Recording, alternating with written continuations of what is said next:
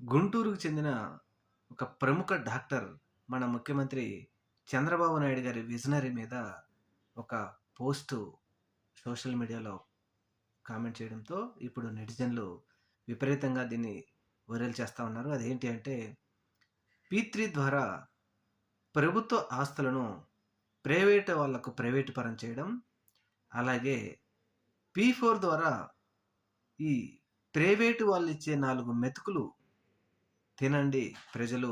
వాళ్ళు విధులిచ్చే 4 మెతుకుల కోసం ప్రజలు ఏరుకోవాలి. ఇది నీ విజనరీ చంద్రబాబు నాయుడు గారు అంటూ ఆయన చేసిన ఒక పోస్ట్ మాత్రం విపరీతంగా వైరల్ అవుతా ఉంది.